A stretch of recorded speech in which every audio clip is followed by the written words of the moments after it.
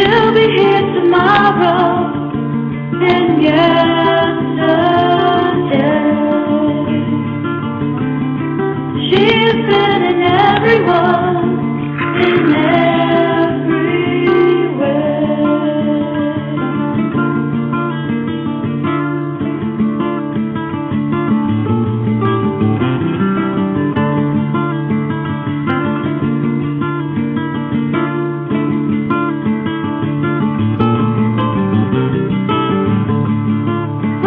Seduced, we're wrong for beating the prodigal one.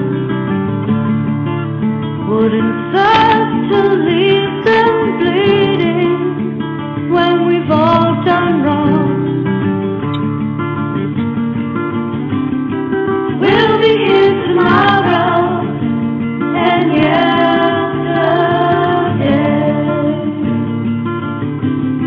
We will see in everyone, in every place.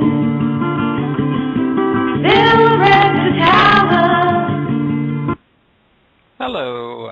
That was a little bit from the Heliacal Rising of Sirius by my very good friend Vocal Brush, who has provided some great music for my introductory material on the show. Please check her out on YouTube. Myself, I'm Ted Torbich. This is the Stench of Truth here on Blog Talk Radio at blogtalkradio.com/the Stench of Truth. And, excuse me, and I am here every Friday from 7 to 9 p.m. Eastern Time, where I talk to people on a variety of topics related to the paranormal and conspiracy theory, hidden and suppressed history, etc., etc. And you can look into my archives and see some of the past shows that I have done. I also do a political/economics channel on YouTube, and my username there is Tenebrous T, TENEBROUST, and that's at YouTube. Users Tenebrous T. My show is also called The Stench of Truth there, and as I said, it's mostly political and economics, but I do touch on some topics that are similar to what we do on this show as well. So if you're interested in this show, you can also find some corroboratory material on my YouTube channel as well, and also with a strong concentration on politics and economics. So once again, my thanks to Vocal Brush for providing the music at the beginning of the show there. That song was the Heliacal Rising of Sirius, and please do stop by her channel on YouTube. Her name is Vocal Brush, VOCALBRUSH, and you can find her on YouTube and send her a word of thanks and tell her you appreciate the music if, in fact, you do. Today, I am very pleased to have Acharya S, which, of course, is a pseudonym for D.M. Murdoch, a noted author on the mythological origins of modern religions. And she has written several books. You can find them from stellarhousepublishing.com. She has several blogs and several other websites that are all linked up in the show episode page there that you can click on through to. One is truthbeknown.com, freethoughtnation.com, and she also has a blog at Truth Be Known. Let's see it's TBK News, all one word, .blogspot.com. And as I said, there are 5 links in the episode page. You can go there and check out all of her different websites. No doubt you know that Acharya has attracted a certain amount of notoriety.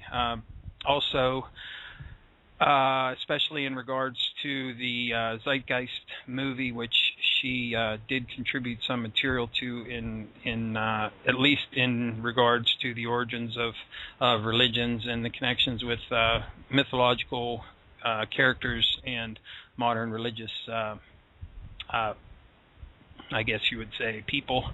In any case, I'm not going to belabor the introductions here, and I'm going to bring Acharya on the line, and we'll get right to the show. Hello, Acharya. Welcome to the Stench of Truth. I'm so glad you're here today. Well, thank you very much. That was a good intro, and I like that music, too. Having a little bit of static on the line. Can you speak up a little bit? Okay, I'll try to. We were okay before the show started, so hopefully you can hear me all right. Can you hear me now? Maybe we're having some atmospheric disturbance. I know we've had some really strange weather going on, that's for sure. So I wouldn't be surprised if we have some trouble with the phone lines. But anyway, let me ask you a question right off the bat, Acharya. And in reading a lot of your writings, I didn't get a clear sense of like where you were coming from whenever you first decided to look into the issue of religious origins and your investigations into astrotheology and all of the related mythological things that you have obviously done a lot of research on. Well, let's see. Can you hear me now? Because I'm being told I can't be heard. Not coming through too good. You can't hear me? You can't hear me now. Hello? Yes. Yeah, I can hear you. You can hear me. Okay. Is it clear, or am I loud enough? Actually, I'm still getting a bit of static in the background for some reason. I'll tell you what. Hang on one second. Excuse me, everybody. I'm going to put on a little music, and maybe I'll try to call you back and see if I get a better line. Okay? Yeah. Can you hear me now? One more test. Okay. Go ahead. Oh, you can hear me? Yes, I can hear you. Really? Okay. So, what was your question again? It was about how did I get started? Well, basically, it was how you got interested in the field that you're doing right now with investigation into mythologies and religions. What prompted you to do the research that you have done? Well, I had an interest in mythology going back to when I was a small child. So, I still can't be heard, I'm being told. I can hear you real good now. Oh, okay. Well, somebody listening, can the listeners, somebody call in and let me put a word on the chat room and see if everybody can hear you on the chat room. I can hear you much better now. The static is gone.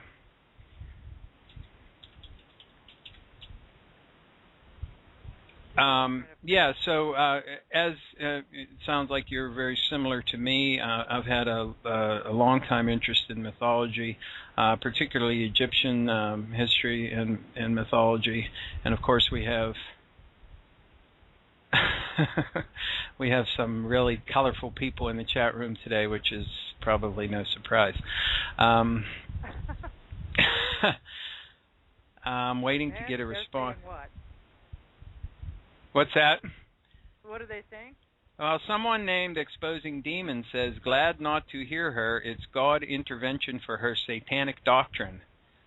Oh, brother. Okay, someone says we can hear. That's what I love so much about cults, is they make people so kind and humane to other human beings. That's charming. Gee, where can I sign up to your cult? You're going to bludgeon me with crap. It's nice. It's nice to have a position where you just attack people with the notion of this without. Yeah.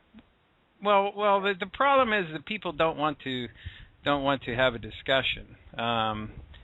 They have a particular agenda that they want to push, and I'm sure there are people that say the same thing about you.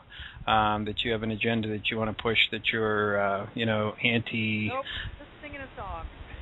singing my song, you can turn off the station if you don't like it. I'm not in anybody's face. Exactly. Singing my song. Yeah, precisely. And of course, you have the right to do what you're doing just as much as they have the right to worship whatever God they choose. And they're free. All I am doing is making observations from an impartial perspective as sort of an anthropologist, and I am then stating those observations in a very clear manner. Now, I get a lot of flack just for simple observations, so then I also have to deal with human psychology, and that's where I don't actually hate it. I'm not just reciting facts. I'm also trying to help humanity grow to a more intelligent, wiser perspective of reality, which is more encompassing and less divisive. When you have a cult you belong to, and you abuse other people who aren't in that cultic viewpoint, you are the problem, not the people who aren't in it. And so to say that the giant God of the cosmos is so hurt and worried about little old me, powerless little old me, that he's going to mess with our telephone line is a sign of emotional distress. Okay, so it's not reality. So I agree. I agree, but I'm still I'm getting a couple of reports that we're having some difficulties hearing you. So so you can either I can try calling in. Yeah, why don't you do that? All right. And we'll see if we get a better line this time. Talk to you in a second. Oh, I'm sorry. There was another caller on there. I accidentally disconnected with you. If you're listening to the show, please come back and I'll get you on the air. That was an accidental disconnect there. Sorry about that. Sorry also about the phone trouble. We did have, as I said, some buzzing sounds on the phone. Anyway, while we're waiting for her to call me back, let me just tell you that as I noted in the chat room, there are some people who have very strong opinions about Christianity, and I think that, as I stated earlier, people have a right to believe what they wish, and they can read whatever books they like. They can pursue whatever research they desire, and the only thing that I try to do here is I try to get people on the show who have different points of view and hold different ideas, and allow them to express themselves. And basically, it is my show, and I can do that because it's my show. And okay, here she is, and I'm hoping that we have a nice, clear line. Hi there. Sure. Oh, wow, great. You can hear me? Yeah. Oh, much that's better, yes. That's a different phone. Oh, that's super, yeah. Whatever was cool. the problem with the other one was not so good. So let me just recap very quickly. And you said that you had an interest in mythology ever since you were young, and then you started to obviously do some research looking at this, and you've written several books. And I have one book of yours, The Christ Conspiracy, which probably is, I would say it's probably the one you're best known for, I would imagine. Yeah, it is, and it is a very interesting book. It's a very good book. I can tell you this from my own perspective. Did you have any kind of religious upbringing? I was raised as a Protestant Christian, very mild upbringing. Mm-hmm. So I know Christianity very well, but I was not abused by it. And so that I know people like to go in that direction. Say, oh, she just, I'm reacting about a bad upbringing for like I was a Catholic student getting my knuckles rapped or worse. And I've actually heard about a lot of people who were severely abused by religious schools. But of course, I mean, many people have heard these stories, but I was not one of them. My interest goes back to when I was a small child being exposed to Greek myths. And so everything really comes from that. Because in the first place, as I was being raised to understand Christian doctrine and tradition, then I was also reading about the myths. My family exposed me to global information through the National Geographic series, for example. And so I was exposed to all the cultures of the world practically at a young age. And at the same time, that would include religious ideas. And so I became very interested in, especially in the mythology of Greece, which is almost like cartoons to a child, you know. In fact, I remember the books I was reading had cartoon drawings, which were basically what you see in ancient Greek pottery, too. Right. And so I was fascinated by it. I didn't find the Egyptian as interesting because it was a little creepy with the animals, and it was weird to me. And it didn't Right. make sense. Yes. But since then, I've written this book called Christ in Egypt, The Horus-Jesus Connection, and I spent a lot of time, obviously, involved with Egyptian religion. Right. And discovering the lost, hidden meanings attached to these myths with these strange creatures and whatnot, that gave me a far greater interest in Egyptian mythology. So without the meanings of understanding what we're looking at there, it looks like a monstrosity. But if you go back in time, give them the benefit of the doubt that they have some wisdom. The fact that, in the case of the Egyptians, they had this incredible culture that lasted more than 3,000 years, that built magnificent edifices all over the place, or this huge area along the Nile, that they actually had some intelligent perspective of reality that we can look for, and it expresses itself not only in these building projects, which required quite a bit of science, including math, of course, and many other practices, disciplines, that along with that, their religious, spiritual, philosophical, mythological concepts were also evolved and not just products of ranting Neanderthals. Right. So they had complex language. I see all these things going together as being advanced, not primitive. And so we must ask ourselves then, out of respect for other cultures, and I respect most other cultures in history, not all of them, but many. And of course, there are obviously individuals within all cultures who are respectable. But in most, I think that it's a good perspective to take from the beginning is to approach with respect. And then if there's something unrespectable or disrespectable about a culture or a cult or any kind of kind of congealed idea or organization, then we will point out the problems with it too. But approaching the Egyptians with the respect that they deserve from the massive cultural creation that they contributed to planet Earth, we need to ask them, were they just dum-dums believing in wacky crap, or was there something to it? And when you go back to the origins of religious ideation, you discover there is wisdom to it, there is knowledge, there is scientific observation to it. It's not just a bunch of wacky rants from people who have no intelligence. They were any Homo sapiens going to have the same potential for intelligence. Any group, if this is dating back, Homo sapiens dating back 200,000 years, let's say, at this point, and this number keeps getting pushed back. Yes. All along during that time, they have the same cranial capacity that we have now.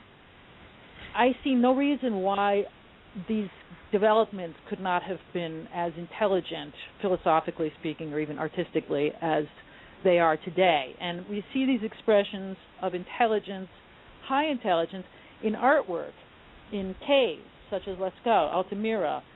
We see it in these buildings that are left behind. We have this incredible archaeological find from about 12,000 years ago in Turkey called Göbekli Tepe.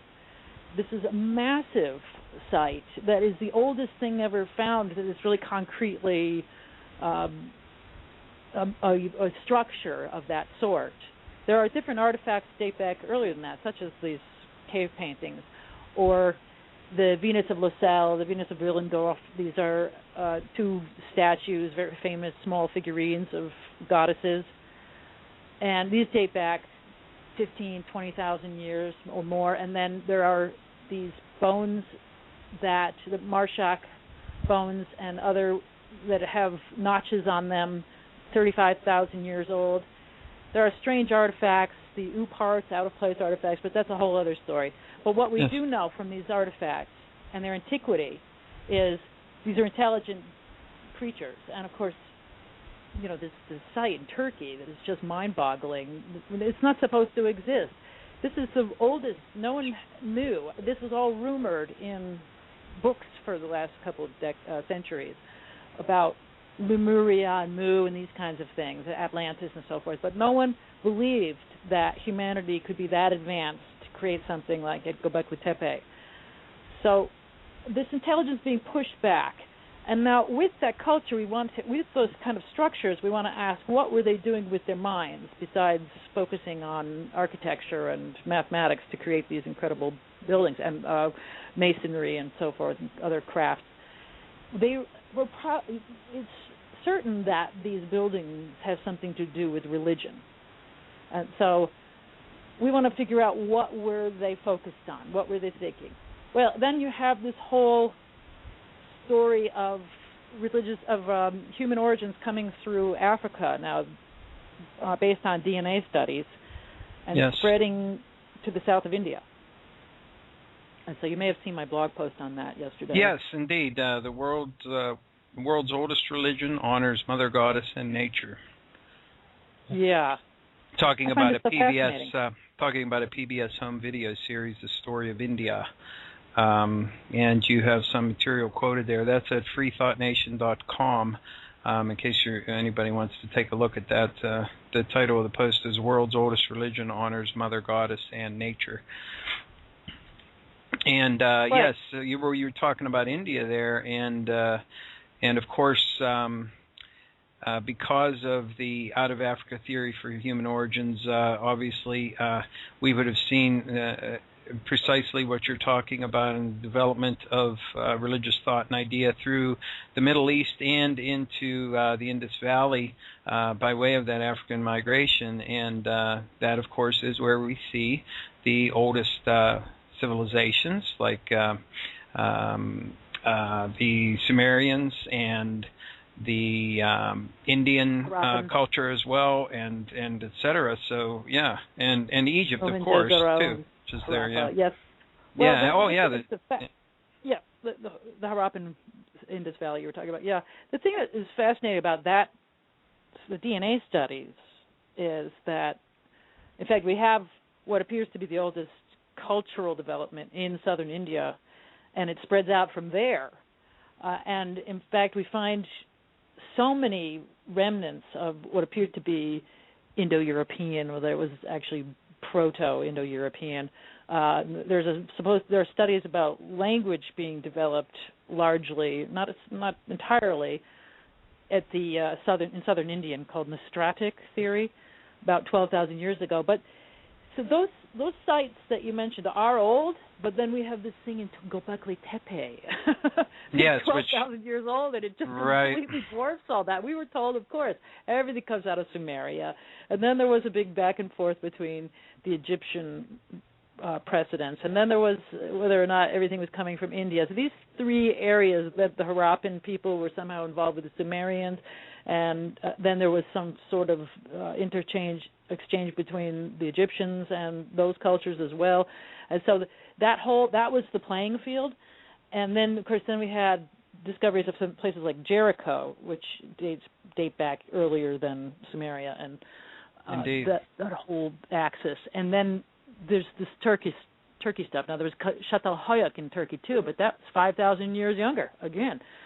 So if genetically, this whole thing with the genes is really fascinating, because if all this science is true, then it's going to really unravel all the migrations, and we'll be able to tell a lot more about what people brought with them from what part of the world, because what we discover is this according to obviously the theory of evolution, that if humanity comes out of Africa, southern Africa, southeastern Africa, 70,000 years ago was the first supposed migration out, and it's obviously taking probably hundreds, if not thousands of years to get all the way over to the Pacific Islands, but into like Australia, where you find the Aboriginals are quite closely related in appearance to Africans, so they were very isolated over there. But interestingly, I guess the differences then, according to microevolution, would be where these various groups landed and what they ingested, all the nature around them. That will affect how they evolve physically. But this theory seems to be so simple with the science behind it, with the DNA and the genetics analysis of being able to tell where all these migrations went and drawing them back to one source. And you'd be able to also follow religious ideas in that same direction. But even like today, I got some real flack on that blog post about this DNA is all nonsense. So you can't. I mean, that's where I'm coming from. I have a typical scientific upbringing in that, and education in that regard. Evolution makes sense to me. The DNA analyses that scientists are putting forth kind of makes sense to me. They solve a lot of problems. They sort of fit the pieces of the puzzle together.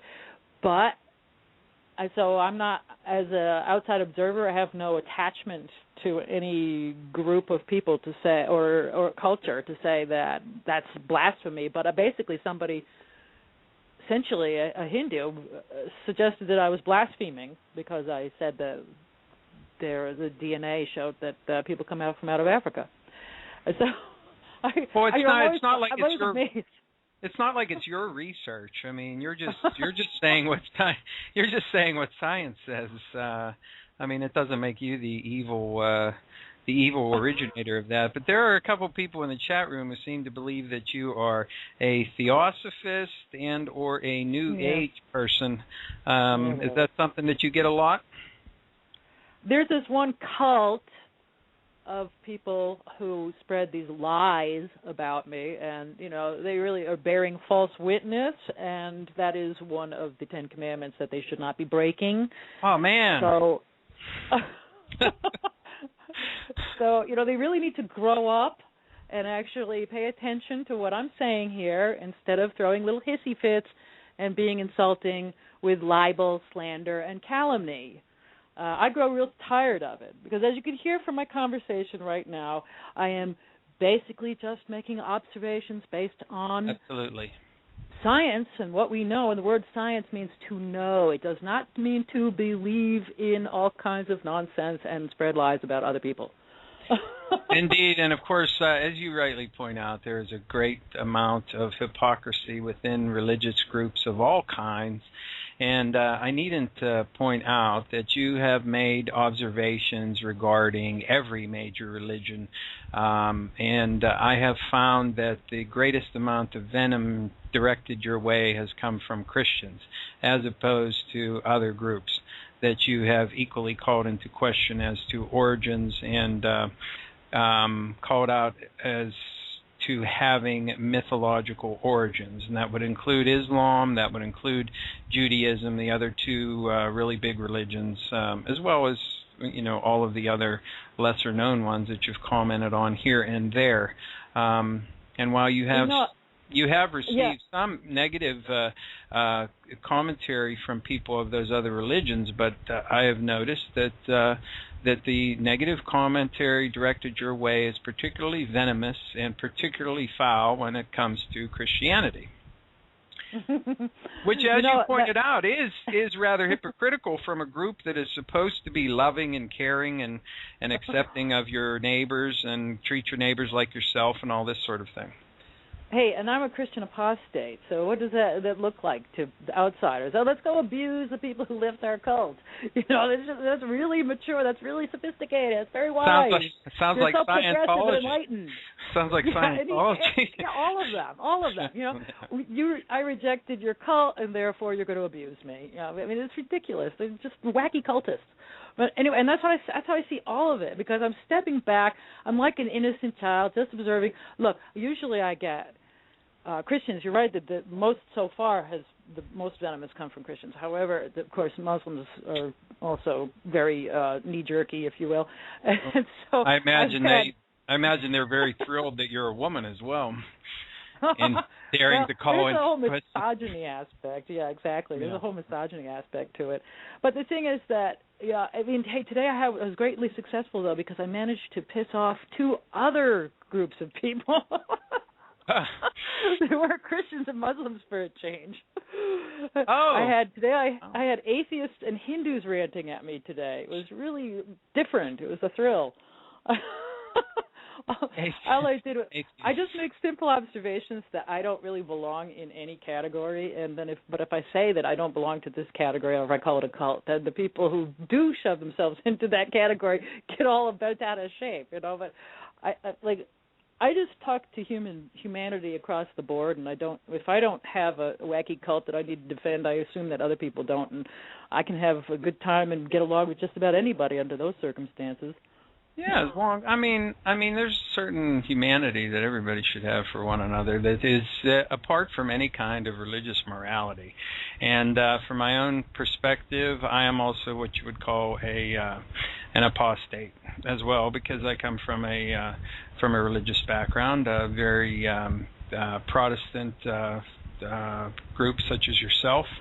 I actually studied apologetics for quite a long time and came to be very familiar with the various arguments for why Christianity is a valid religion. And through my research, I came to realize that basically all the arguments for Christianity's validity as a religion, insofar as the origins and the actual historicity of the Bible and the characters in the Bible, it was all basically nonsense, and that the Bible in fact teaches us a completely different story. That if people would perhaps not be so blind as to be blinded by all of the different various changes that have been made to it over the years to try and give it a veneer of historical perspective and put in these various characters that one may appreciate instead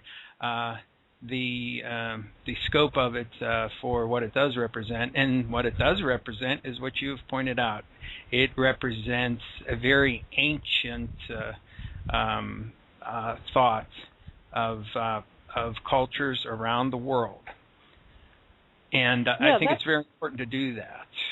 It is, because then we can get to the root. Look, if we're all descended from the same genetic Eve, so to speak, I know it's a lot more complicated than that, but we can at least look at it as being one global family. And in that regard, I'm kind of very inoculated to religious brainwashing, because I look at many different cultures, and I've been studying religion. It's called mythology now, but it used to be their religion, dating back thousands of years. Yes. And so I can't say, in order for me to be, and I was not only raised a Christian, but I come from very deep Christian roots. My father's family arrived in 1630 in Massachusetts. And right after the Pilgrims went back. Some of them went back to Europe and said, "Hey, there's a bunch of savages over here," and that's their terminology, not mine. Right. In the New World, and they need to be proselytized to. And one of my ancestors responded to that missionary call, and so I'm from a old family of Christian missionaries, and so I know this ideology very well, inside and out, and it's in my blood. And not only was I born and raised a Christian, but in my 20s, I briefly became a born-again Christian. And so I went from dropping out of religion when I was about 12. I stopped going to church. Then seeing some really nasty expressions of it in Europe when I traveled in Greece, for example, because Greece is very Orthodox. And they have monasteries all over the place, which are filled with horrible images of martyrs being scourged and flayed alive and boiled in oil and cut into pieces and all these horrible. And I thought, what kind of awful cult is this? And contrasting to that with these magnificent ancient Greek buildings like the Parthenon, of course, or the Temple of Apollo at Delphi. I traveled to some 200 archaeological sites in Greece over a period of a number of years where I studied there on 2 different occasions with both college and postgraduate school. And so I got this great, I learned the language, I read ancient Greek as well, so I got this great impression of this culture. Yes, there were problems with it, but 2,500 years ago, we saw an amazing expression of humanity, reaching a pinnacle in several different directions, and that's the ancient Greek culture of the classical period. Yes. And so in order for me to be a good Christian, according to born-again Christianism, so to speak, I would have to spit on that culture 2,500 years ago that created the Parthenon and all of the great writings and philosophies, Aristotle and Plato and Socrates and the whole 9 yards. I would have to say, oh, those were all horrible, awful, heathen, pagan devil worshippers. Yeah. And I did not have that bigoted bone in my body. And so I reject that. And I can see the goodness of pretty much any culture, but there are some on this planet that I'm digging real deep to find anything good about them. Believe me, have horrible, horrible records of human rights abuses and misogyny and murders and so forth. I can't, but other cultures, we have to give some leeway to. For example, the Romans had some pretty miserable aspects of that culture, but at the same time, I'd like to look at also what they accomplished, which was enormous, and the same thing with the Greeks. So, but then you discover, when you start looking at these different religious ideas and mythologies, you find a number of correspondences, and you look a little more closely, and you find more, it just keeps going like this, and then you start asking yourself, well, why are these stories so similar, and where do they come from? And you find out that they're way older than what we call our modern religions, and they have meaning both psychologically, spiritually, and emotionally, but also on a more material basis. They represent observations of the world around us. Absolutely.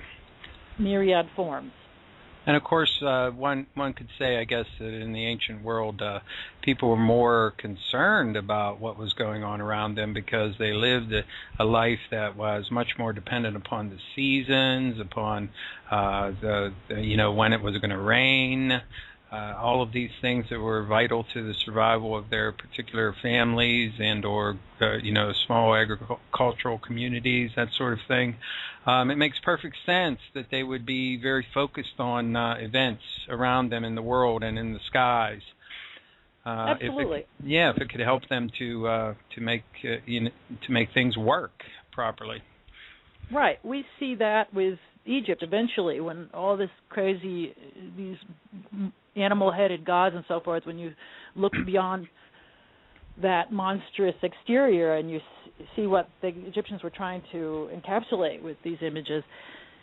For example, you have the god Osiris, very tied in with nature. In fact, I'm convinced that his depiction as being green has to do with chlorophyll and photosynthesis and the color of plants, because he was not only a solar afterlife,